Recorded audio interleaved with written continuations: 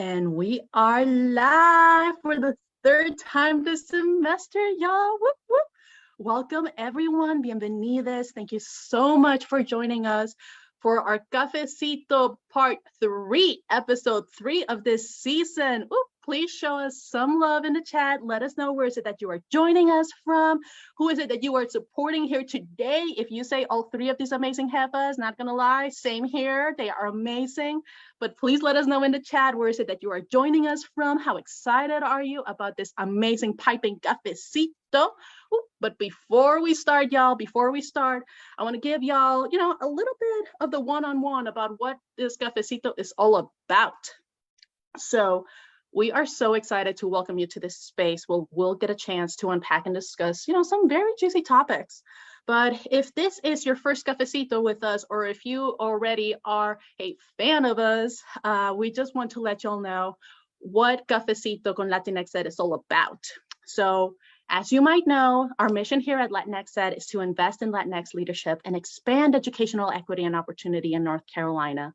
And with this in mind, we launched Cafecito con LatinxEd, a space where we could have conversations about all things related to educational equity for our familias y comunidad in North Carolina. My name is Carol Bona. I am the communications manager and lead storyteller here at LatinxEd. And I am so excited, y'all, to tell you that this season is a very special one because all of our guests are our 15 amazing LatinxEd Fellows who have all taken the next step in their leadership journey and have joined the LatinxEd Familia in advocating on behalf of the Latinx community. So this is the third of 5 cafecitos that we're hosting this semester, all the way through October. So y'all, if you are saying, what do you mean this is the third cafecito? I want more of this, y'all. Please do not tune out. Please keep on watching this one, but just know there are other 2 cafecitos that we have in store for y'all, and we have 2 other cafecitos coming in the future, and you are not ready. These are some juicy topics, y'all, and we invite you to join us on this lifelong journey of learning.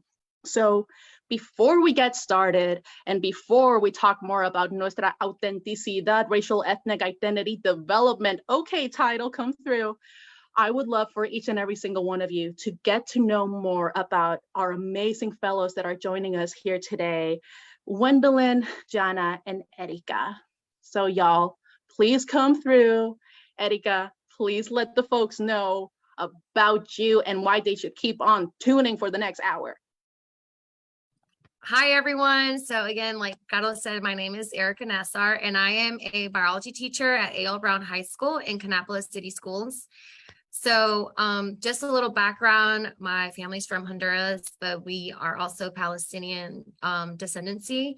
And here at Kannapolis City Schools at A.L. Brown, we have such a large Latino population, and it's always interesting to see how race kind of takes a role with the education in our students and how they relate to teachers and how successful they can be. So we're going to be talking about some of those, I guess, crucial conversations that we have with ourselves, right? And some of those conversations that we can have with our students regarding race and identity in the classroom. Yes. Ooh, y'all, please give Erika some love. And I'm just going to pop in here and let y'all know who is it that's joining. So we've got Andrea Freile, one of our other fellows, saying, hi, ladies, what a wonderful and powerful group of women in this cafecito today. She's joining us from Goldsboro. We've got Cliff joining us from Charlotte. We've got Lauren from Evansville, Indiana. Oh, Indiana, okay, out of state. And we've got Emily Francis too, y'all. Woo. We have a packed house here today. So Jatnna, please come through and let the folks know what you're all about. Yes, I'm so excited. Hi, everyone.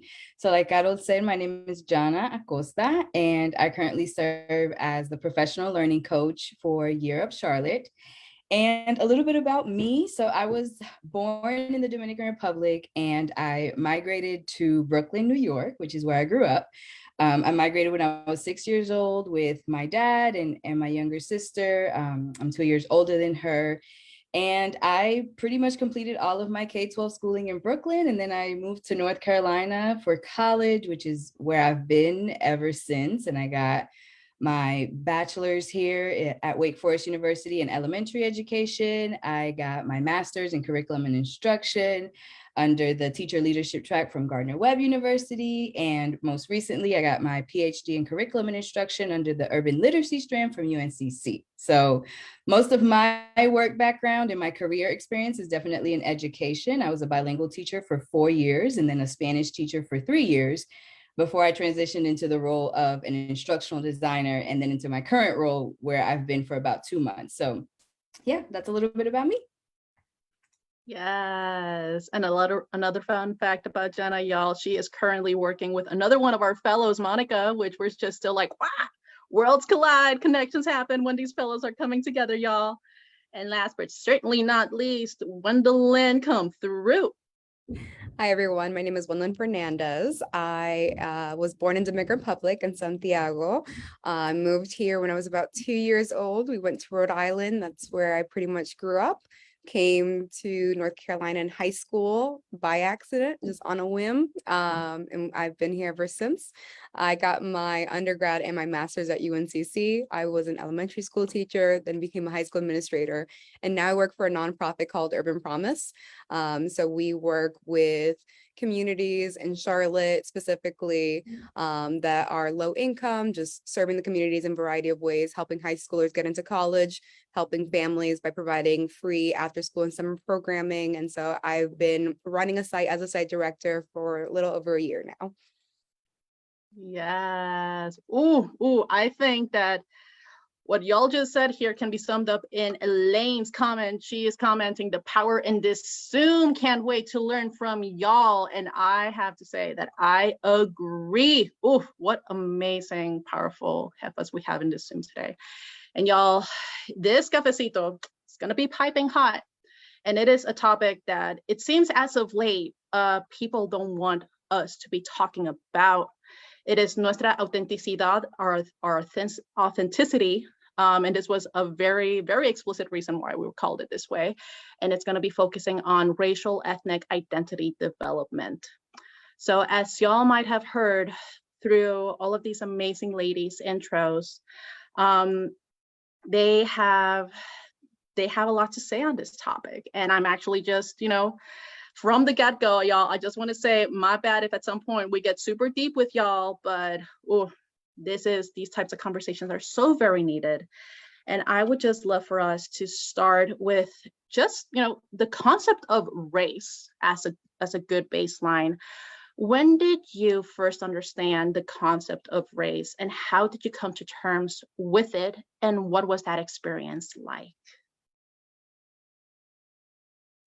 I can jump in here first. So I don't know if this is when I first understood the concept of race per se, because I think it's still something honestly that I'm learning, if I'm being honest. But definitely the first time that I remember it being prevalent for me was during my junior and senior years of high school.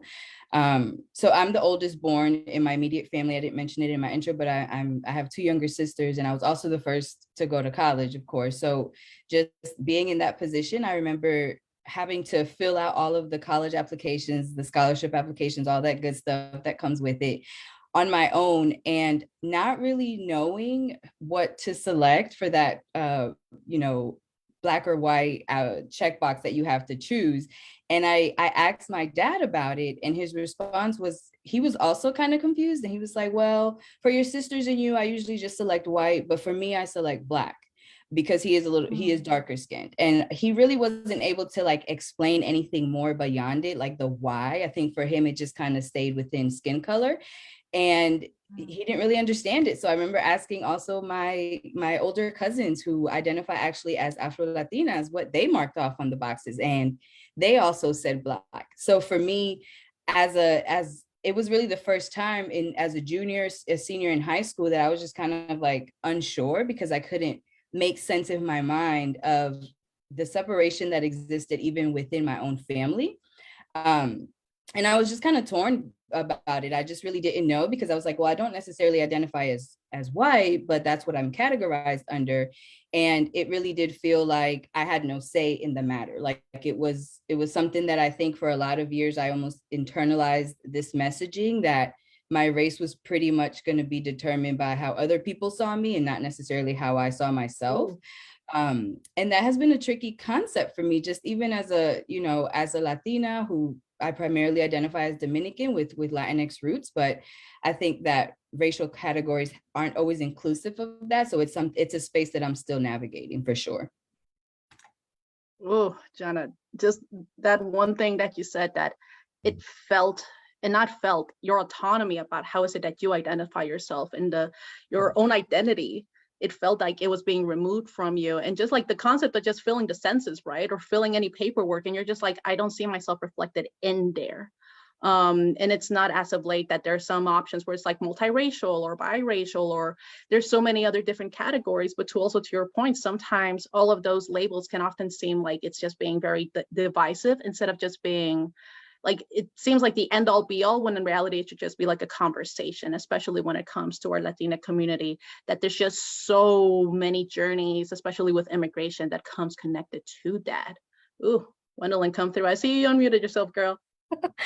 Yeah, Jatnna's story just made me like have so many connections, because being Dominican, I think there's always this tricky barrier of some of my family members look Black, some of my family members look white.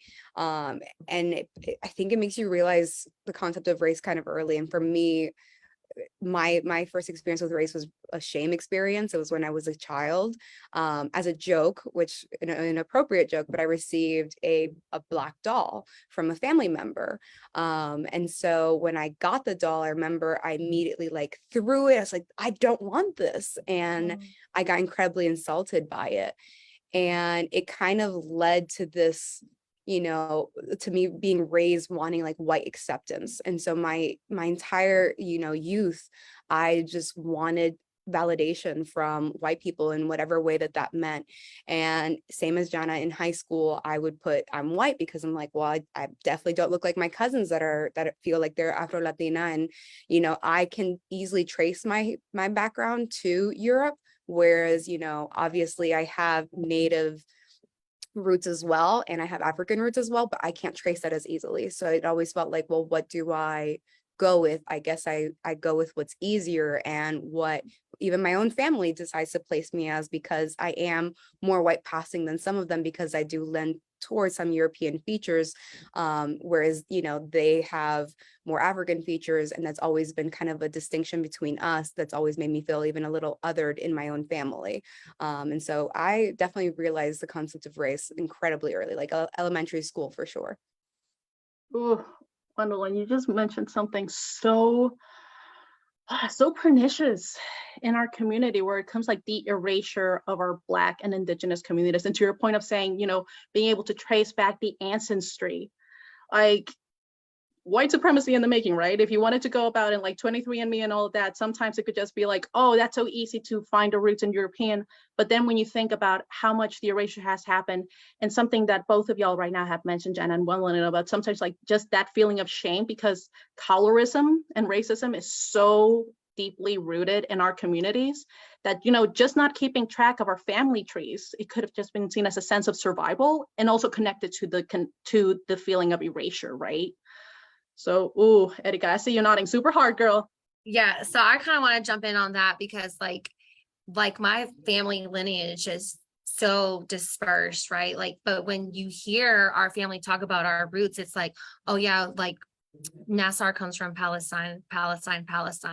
But like no one ever mentions that my great grandfather's wife, so like my great grandmother, was African. It's like erased from history. Everyone focuses on lo árabe, lo turco, and that's another thing. Like mentioning turco, that's not the correct terminology. That's not the correct terminology to refer to someone of Arabic descent, but that was the word that was used and is still used, and it's not even the correct term, right? We're not from Turkey. Our family comes from Palestine. But the point is, like, everyone focuses on that piece, that one person, whether it be because it was a man, or whether because the Arabic culture is better or higher than lo negro, the African. And then no one mentions, like, they had a child. That child is my grandfather. My grandfather marries my grandmother. who's from like indigenous areas of El Salvador. No one mentions that. So it's like, I relate to both of the stories, and it's, you see it in the family, you see it in the whole genealogy. Like I did the ancestry DNA. I traced it all, and it's in the map. It shows, like, it represents everything that my family has told me, but I've lived through all of that, the erasing of history, the erasing of our identity. And even within our family, oh, well, she looks Arabic, da, da, da. Pero este es blanquito, he looks more white, or he's kind of dark, like all of that. And it's sad that that's what we have done to ourselves. Like our own people have done that rather than embrace it, right? And I think that's one of the crucial things that we go through as first gen or immigrants in this country, is that, like, embracing all of it, like it all, and like unapologetically, like 100% talk about, well, I am African, I am this, I am that, I am, and empowering other students, empowering other people to do the same. Ooh, Erika. One of the things that you mentioned about oaths, but what heritage is celebrated? Which relatives do we mention? And even to that point about, so then what traditions, what part of ourselves do we make sure that we bring forward and we make sure that we keep as tradition? And that could go, as superficial as like keeping the language going. And it could also just be about what are the festivals, what are these holidays that we celebrate? And also, like, through that celebration, we keep our heritage alive, but all of our heritage, right? Trying to remove the white supremacy from it and just say, why are we feeling shame for these other parts of ourselves? So y'all, I'm trying to hold myself back because this chat is popping right now. We've got another amazing fellow, Erika, joining us, Erika Reynoso, and we've got Biden from our fellowship cohort last year. Y'all, Elaine is saying the death. Thank you for getting vulnerable with us. And another fellow is letting us know, Veronica, the discomfort of checking the white box when you don't feel white and society doesn't treat you as white is real. Ooh, so y'all, if you just tuned in for that, we are right now having our cafecito on Nuestra Autenticidad, Racial Ethnic Identity Development. Please know, as you might have heard, these amazing ladies, they do not run out of things to say. But if you have any questions or any comments about the things that they're saying right now, about the truth bombs that they are dropping, please drop them in the chat. And because you are joining us live, your question will be answered live as well. But y'all, please let us know. And if you are just joining us, please let us know where is it that you're joining us from. Please make sure that you keep this chat popping. Wow. But something that y'all were talking about as well is just the influence, the familial influence within your own identity. And, specifically, I'm just curious now, what is the influence of your parents' backgrounds and origins, like where they grew up, and also their specific life experience? How have all of this affected your own perspective and their own perspective to this topic? If you don't mind, Carol, I can start. Go ahead. My mother was born and raised in Bonao, Dominican Republic, in a very rural area of Dominican Republic. Her family grew up incredibly impoverished. And so she was one of 11. She's the second to last of the group. And my father grew up in Puñal, which is on the outskirts of Santiago. His family was more affluent. They owned a farm. They were butchers. My mom's family also looks very like colorful, like we're from all spectrums of the rainbow, whereas my dad's family is very white passing and intentionally is in that way. And so when we actually moved here, for them, survival meant assimilation. And so a lot of the ways that I grew up was just focused on like, how can we be American? If the American dream is XYZ, like how can we have that? And so it wasn't necessarily like, let's teach about, our roots, because for my mother, she loved where she came from, but it was a sad story. It wasn't something she wanted to necessarily continue living out. And for my father, his whole life was about, appeasing to European customs and traditions. And so they kind of wanted to replicate that here. And so most of the times when we were growing up, we moved to white neighborhoods, we went to white schools, we did all the things that, were were, seeking validation for, from white people, and just not focusing on our, Latino roots necessarily, where it's ironically, most of my other family who also migrated here, they went to very Hispanic, Latino neighborhoods. And I have aunts and uncles who have lived here since the 90s, still don't know English because of the neighborhoods that they chose to live in. So it's just kind of funny seeing how my parents tackled that, versus their siblings. Mm. Just sitting with that right now.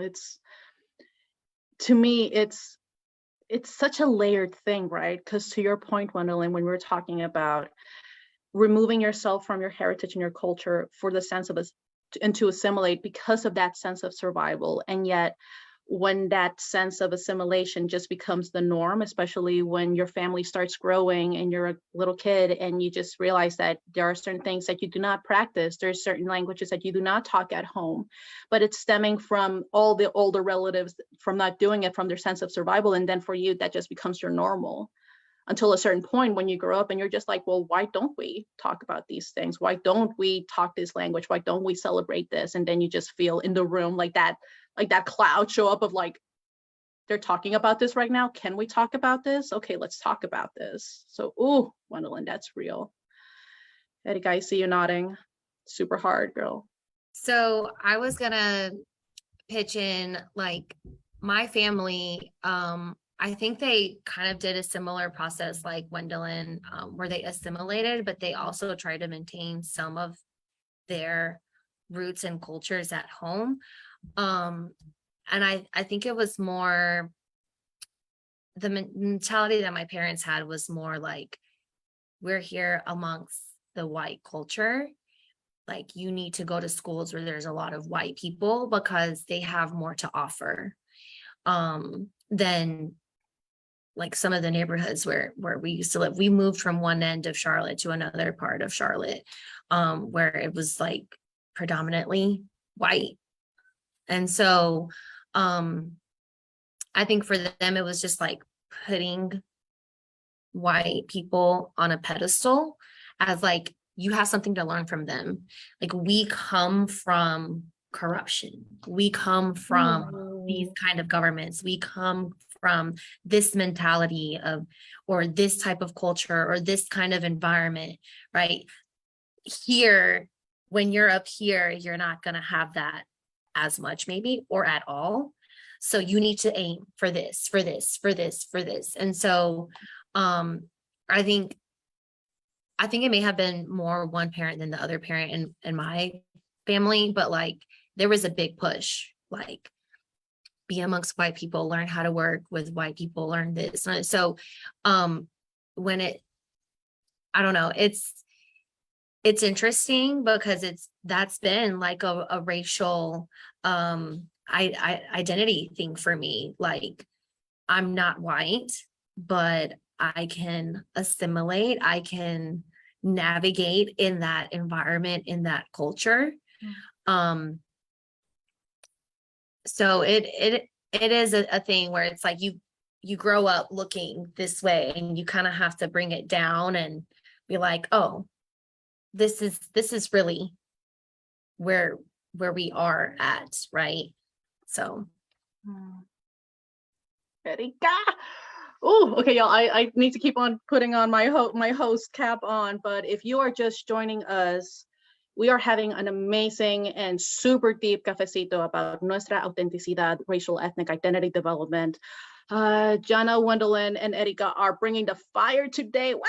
And we're just talking about how their own parents and families' relationship with race had informed their perspective and has also informed the perspective of all of them here today. And Erika, you just pointed out something that it just hits so near to me right now, with your parents saying, well, we're going to be moving to these neighborhoods and you're going to be going to these schools because this is where the resources are.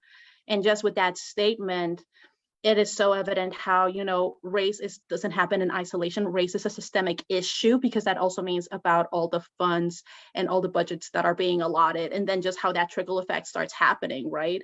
And then that's just that situation too, like, you know, what Jatnna and Wendolyn were saying at the very beginning, with just filling out forms in general, but just filling out the forms like census wise, like that's also why it's so important to ensure that the census is actually reflective of us, because the census plays also a role about the funds that are being allotted at a government level, state, you know, federal, and all of that. And Jatnna, I see you unmuted yourself, so I'm bringing myself to a wrap, but oh, like y'all.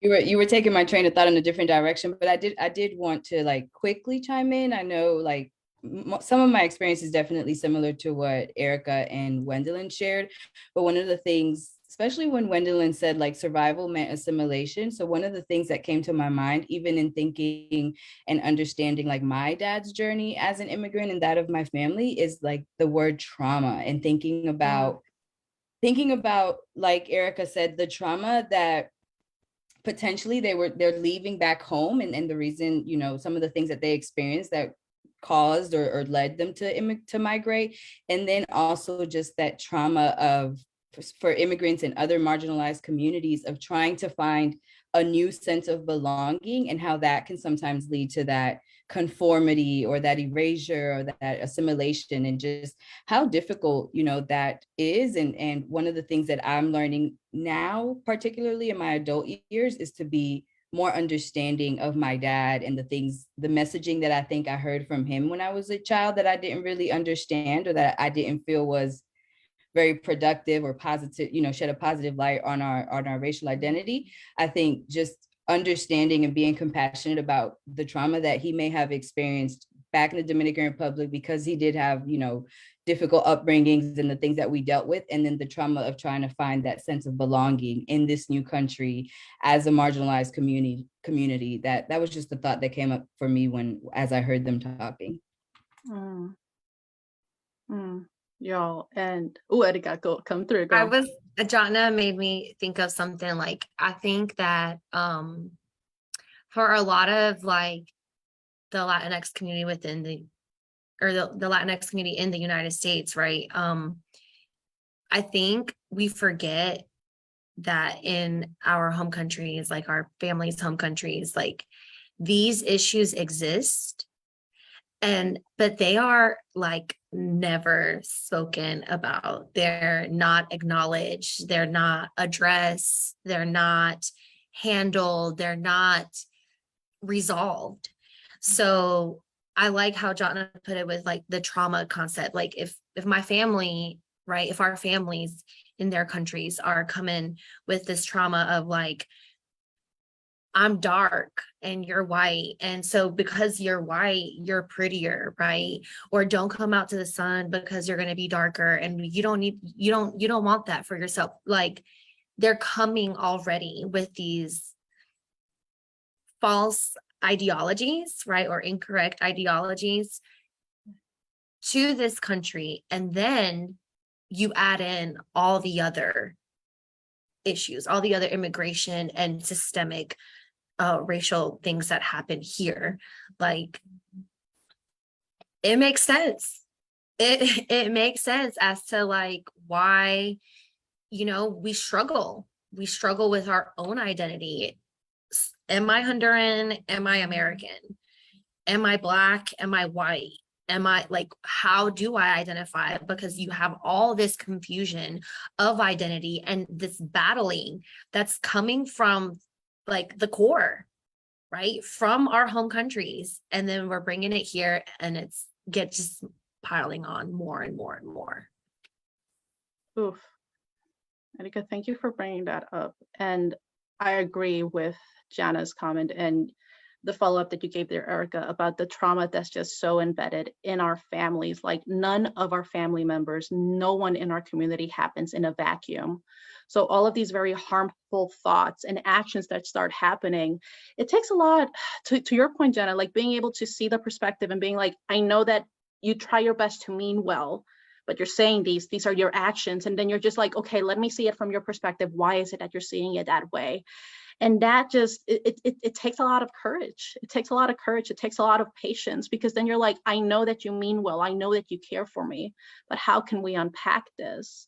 And then, Erika, to your point, like our whole families, if they're the ones that migrated or were coming from immigrant families, like y'all, the society, our societies in Latin America, they're messed up, not just from the racism, sexism, colorism, all of that. But then there's a reason why knowing history is so important, because then when we start looking at country intervention, US intervention, and then just start seeing how so many pieces started to play a role in that. And then we realize the many reasons why immigration is part of our identity, of our society. And then it's like, there's a reason why it's so needed to know about these things and to also create these spaces to have these brave conversations, not just with our families, which, you know, it's the core element with our families, but just talking about this within our community as well, and letting them know that they do not have to be showing up to these spaces with all of the answers, but they do need to be showing up with an open heart and an open mind to ensure that we can move forward, but we are addressing these topics explicitly,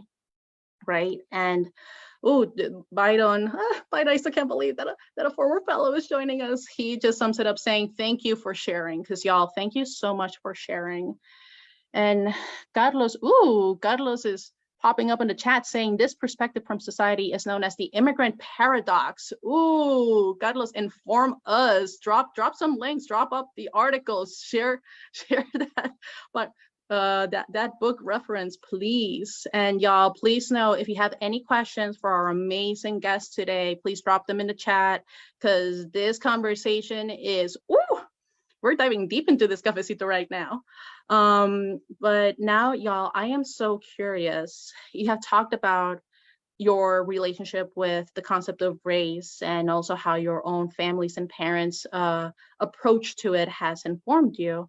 But I'm just really curious now, y'all, have there been moments for y'all when you have rejected your own racial ethnic identity, and what led to this? I know that you have already touched upon it briefly, but if any of y'all would like to dive deeper into that.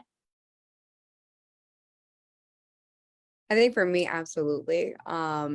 When you are constantly seeking approval from, you know, the white majority, and you're so focused on assimilation, then how can you not, in a sense?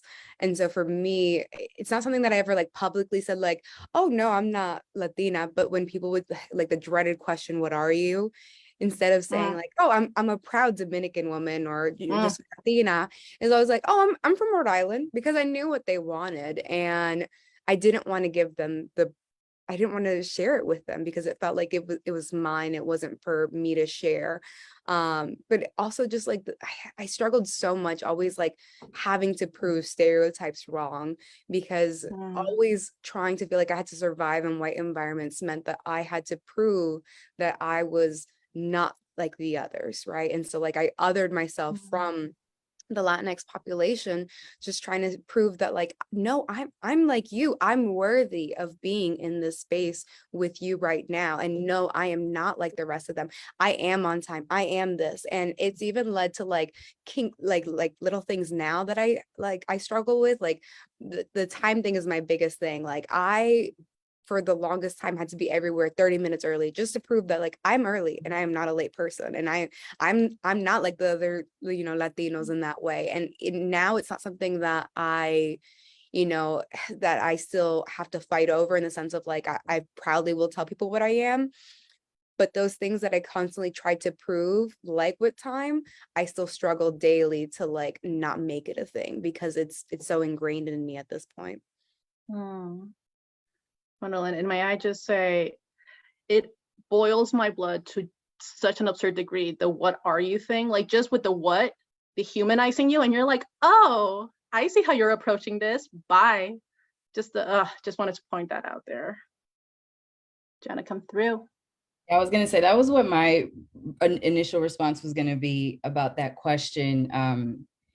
So I don't know, I know your question was around like rejecting, and that feels like a really strong word for me. And so I know like just being vulnerable, like there definitely were times, like Wendolyn said, where I know for a fact, at least I resented it. And especially especially when I moved down south for college. Like in New York, I had a little bit of a different experience. There were some instances, but it became like really pronounced for me when I moved down south and being on a PWI campus. I really felt like an outsider. And my first semester, hate is also a strong word, so I want to use the word resented, but I really hated when people would come up to me and the first thing they would want to know, or like the first way that they would ask it is like, what are you?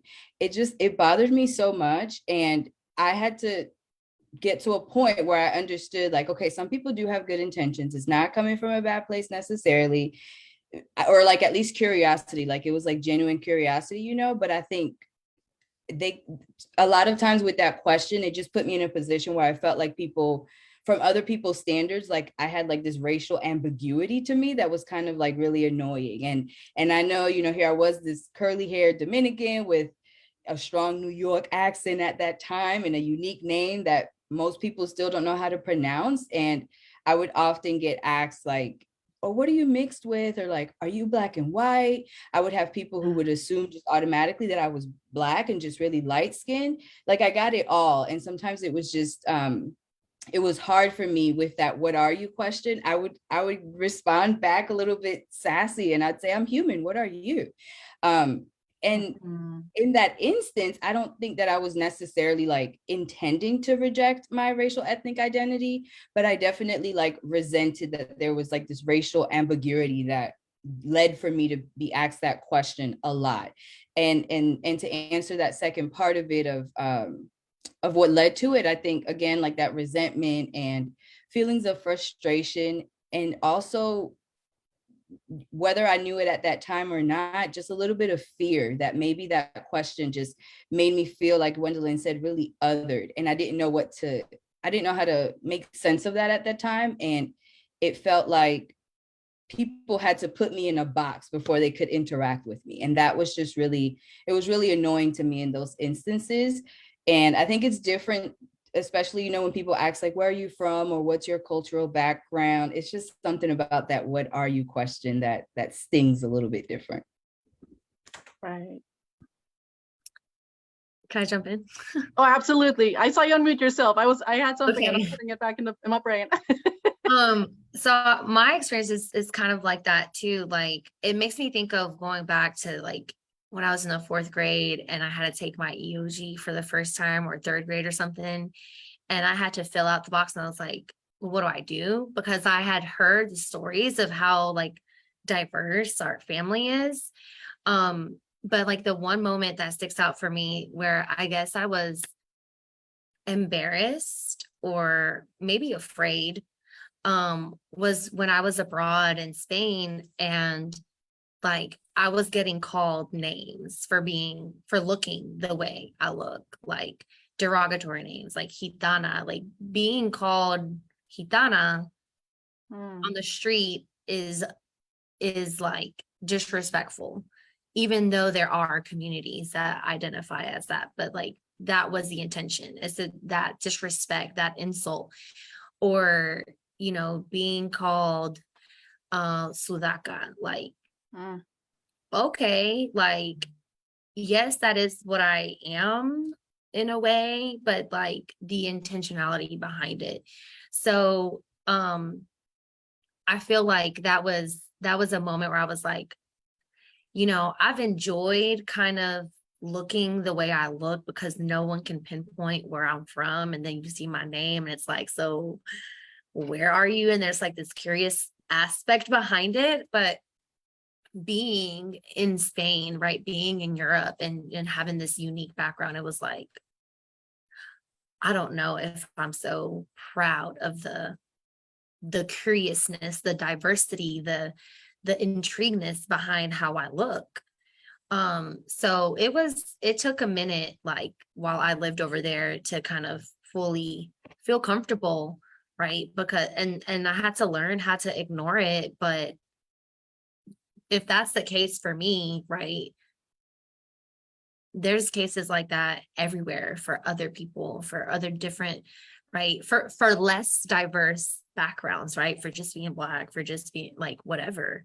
So that was definitely like a moment where I felt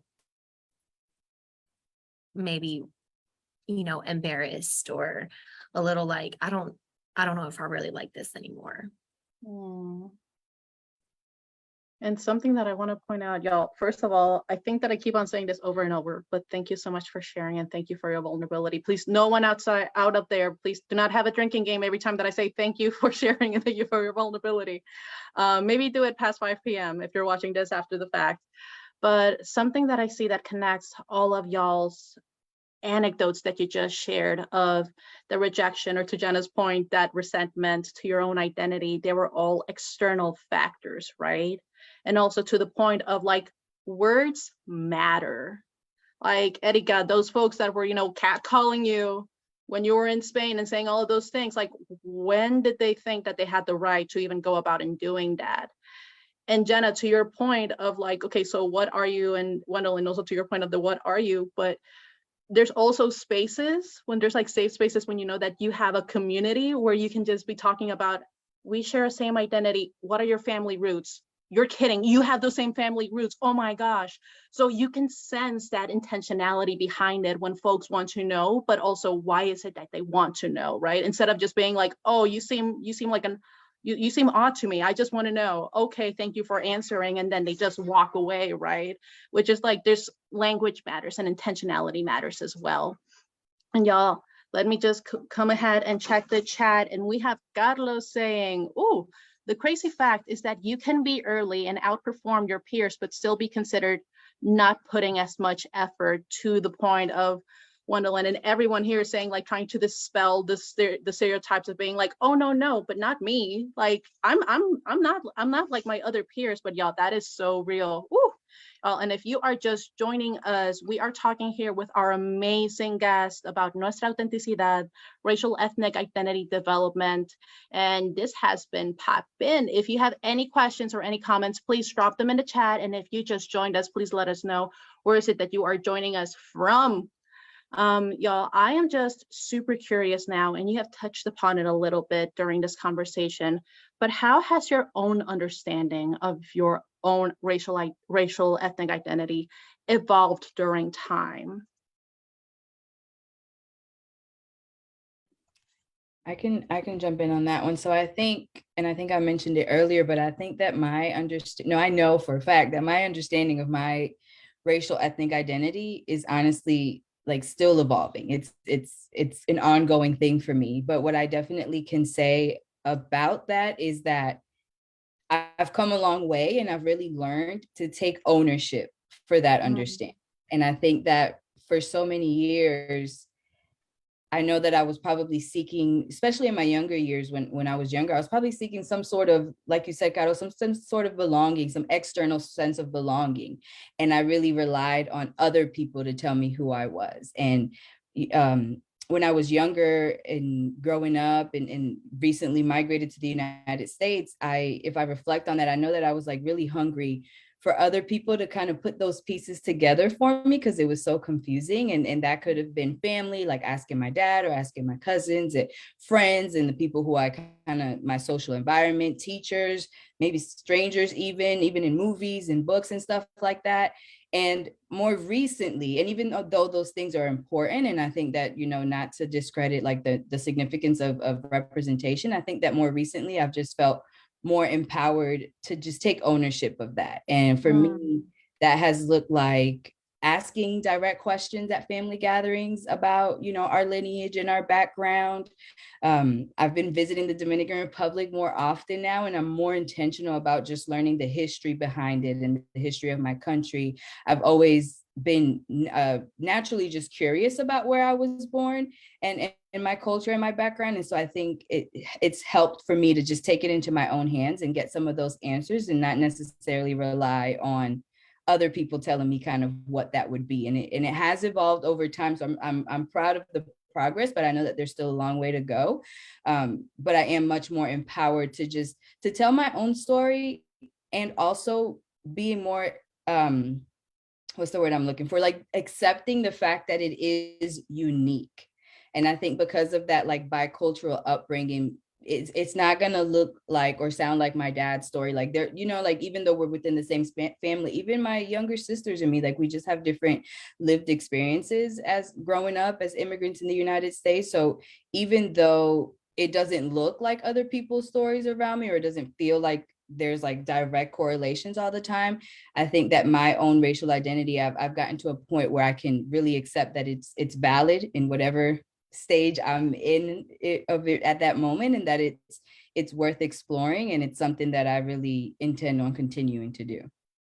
Jatnna, and not to contradict you about representation not mattering, right? But what I loved about you saying, taking ownership and talking to family members and saying, okay, so we need to talk about this right now. By you doing that, you are capturing those stories, capturing that heritage, and you are going to be providing that representation, that family representation for your younger siblings and for future generations to come within your own family. So like you saying representation doesn't matter, it's like, girl, because you are creating that representation within your own family to be able to have that family lineage and to be able to share those stories and anecdotes and then say, remember when Auntie Jatnna had that family, was at that family barbecue and she started asking everyone about everything? Yeah, she's so dope. So I was gonna add in, like, I think that racial identity, especially with, I guess, the complexity of our racial identity, like, I don't think it's ever gonna end, the evolution of it. It's an ongoing just cycle over and over and over. You learn something, you embrace it, but you have to dig into it, just like Jatnna was saying. And I know that I talked about like when I lived in Spain, like, but that was like me doing research, right? Because that Spain has all these roots that I can identify with.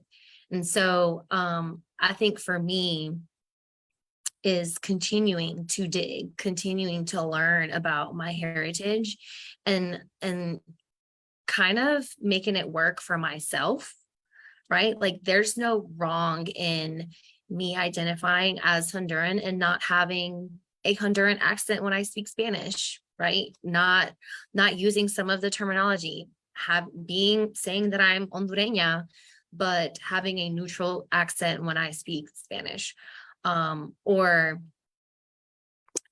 even here, like in the United States, or when I travel abroad, like saying I'm Hondureña, and like talking about like the huge diversity, right? Talking about history of how in the late 1800s, like ships were coming from all over the Middle East and just going all over Central America. So things like that, like just embracing it all, talking about it, and digging more, and making it fit to me, how I want to be seen. I think for me, I'm in a healthy place now, but because like for me, my issue was always like the comparative narrative. It took a very long time to get there. And so I finally got to be in a place where I accepted that there is no normal for Latinos. And it came from being around other Latinos and other people who had similar backgrounds like me, like parents are migrants, or they are themselves came at a young age, and just listening to their stories and realizing like it does not have to look a certain way, because I always thought to be a true Latina meant I had to have the good accent, because Erika, my Spanish accent is like enredado, like to the fullest degree. It is butchered Spanish, and like not having a lot of knowledge of like the customs and traditions because my family didn't teach it to me. I felt like that made me lesser. Then I realized like, you know, there is no normal, and I still have other traditions that I follow. I still have other things that I picked up on that make my experience of being Latina just as valid. And even if I didn't have those, it would still be just as valid, because it's me and it's how I identify, and whatever I bring to the table doesn't have to look like the person I look at over here. And so I've gotten to this place of normal, but it was from just being around other people and listening to stories and figuring out like just the diversity of like all of our backgrounds and all of the ways that, we have learned to adapt in this country. Mm, mm, y'all. Sorry. I thought I had, never mind. Wendolyn, I really like what you said, and I want to, like, in my mind, it's like Latino is unique. Period. Like, there is no, like, I think about like the sitcoms and the shows and whatever, like, that other racial groups have, but like, there is not one size fit all for Latinos. Every Latino identity is unique. And I think it goes back to what we were talking about at the beginning. Like, some of our families come from some very, have faced some very traumatic experiences in their home countries. And then they're like, I don't, I'm lost of words, their viaje, their way, how their journey here, right, has been traumatic. And so everyone has a reason for how and why they have assimilated. Like, I think that's also part of like us identifying as Latino and like embracing our own selves and others, right? Like, Latino's unique. You may not speak Spanish. Oh, well, but you come from a Spanish speaking country, and you have this kind of like root and culture. Like, we are Latino. We are unique. Like, we don't have there's no icon for us. There's no one emoji that fits. It's like all the shades, the yellow, the white, the light brown, like everything is Latino. We're unique. I love that. Carol, just to tie a bow on that question, I think even just a thought in my mind is just all identity is just so personal too. Like, we're all unique, but identity is just personal. Like, we don't get to tell somebody else how to identify in any space, in any realm. Like, identity is just a personal thing. And that's why I said, like, I feel more empowered to just take ownership of that and define that on my own terms. And Jatnna, you put that little bow, and now you are using that little bow to tie with my question that I was going to ask right now, because I'm like, ooh, okay, identity is personal. But clearly all of y'all have a good and healthy racial identity, or as much as you possibly can, because this is just like a never-ending journey when you're talking about yourself and how is it that you connect with your own identity and how is it that you feel comfortable with it. But since y'all interact with students in some shape or form, now I'm curious, like, we have been talking about y'all, but now you are the amazing leaders and jefas that you are. When you are interacting with your students, how do you use the lessons that you've learned to support the healthful racial identity and development of the students that you work with currently? Oh, you can go ahead. So I like to empower my students. Like, there is such a spectrum of Latino students here, like colors and cultures, and then also Spanish speaking ability. So like, for me, it's like, you're Latino, that's fine. But some of them don't like to use that word. They don't like to use Latino. They don't like to use Hispanic. They like to use their nationality. They like to say, yeah, I'm Mexican. All right. So that's how you're going to identify. Perfect. Embrace it. Some of them are sometimes embarrassed to say, like, yeah, my parents are Mexican, but I don't speak Spanish. It's okay. It's fine. I understand it a little bit, like, whatever they say, right? It's like they're trying to justify. So for me in the classroom, it's empowering it all, like empowering everyone's differences. Like, it's okay if you don't speak Spanish. That's fine. It's okay if you're darker. It's okay if you've never been to Mexico. It's okay if you were born here. So like, it's all okay. And so definitely empowering and having the conversations with him. This school year, one of our students was, she's had leadership throughout different organizations at A.O. Brown, and there's no Latinos in other organizations. So she was like, well, I think we need a safe space.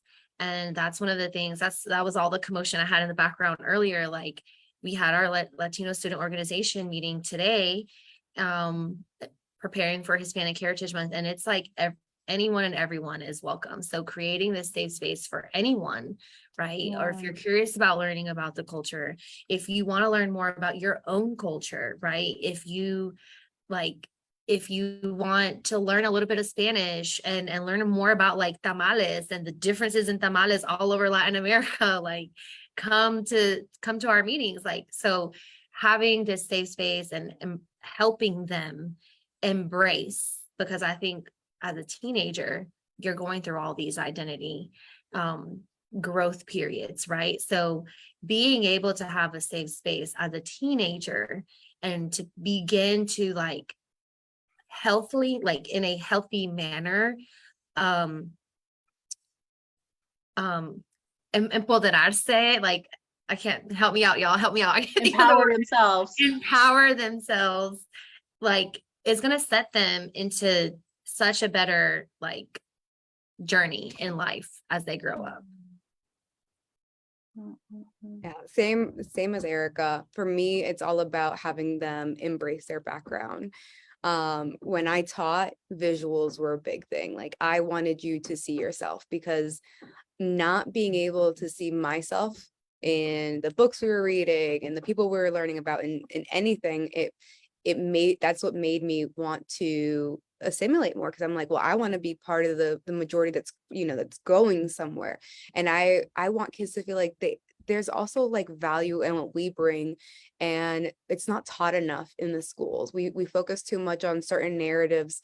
And so what, like I was a literacy teacher, and I focused on like bringing in books of like all backgrounds, that way people can learn about all these different customs and cultures, and see through storytelling like what others' lives are, and see the value of their lives, and not just like focusing on like the traditional. Like I love Frida Kahlo, Elenocha, all them, they're beautiful, they have wonderful stories, but they're not the only ones. And when we focus too much on the popular ones, we make it more like a myth, in a sense, where it's like, oh, that one person's able to do it, instead of like your everyday normal person. Like everyone is capable of doing something amazing.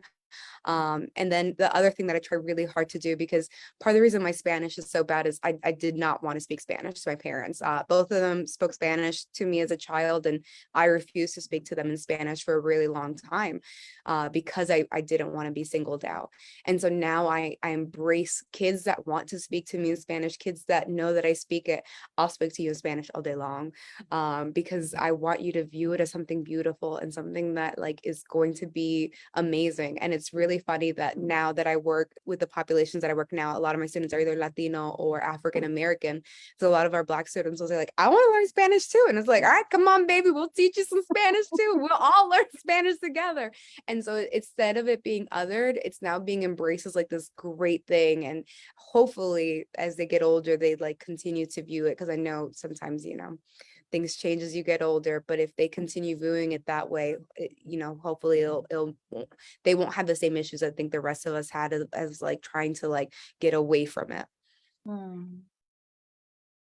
Yeah, I agree with that. I think definitely like empowered is the word of the day or something. I know the last Cafecito was starting a revolution. Maybe in our Cafecito, we're just empowering everybody to embrace and love themselves, because I know in hearing Erika and Wendolyn share their answers to that, I think growing up for me, some of the lessons that I learned is that in my journey of developing a healthy racial ethnic identity, I didn't really feel empowered to be as inquisitive about my own racial and cultural background. And in my career, I've come to really work with so many different students from so many different racial and ethnic and linguistic backgrounds that there really is no way that I could know all there is to know about their identity. Just like when I was growing up, there was no way for any of my teachers or any of my mentors to know all there was to know about mine. And so I think that really being intentional about supporting students and just learning about themselves and helping to guide them in self-reflection and being introspective and asking some of those questions that maybe they feel uncomfortable about, like Erika said, having that safe space.